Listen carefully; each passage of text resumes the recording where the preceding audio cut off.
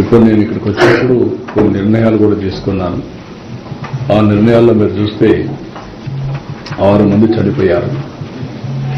వాళ్ళ కుటుంబాలకి నా ప్రగాఢ సానుభూతి తెలియజేస్తున్నా. అదే సమయంలో 6 కుటుంబాలు కూడా ఎస్ లావణ్య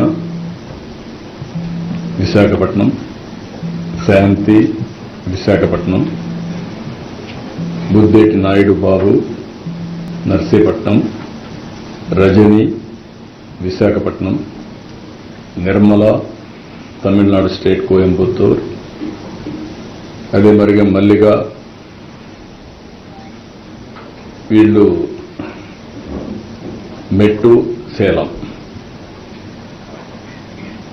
వీళ్ళు మొత్తం 6 మంది చనిపోయారు.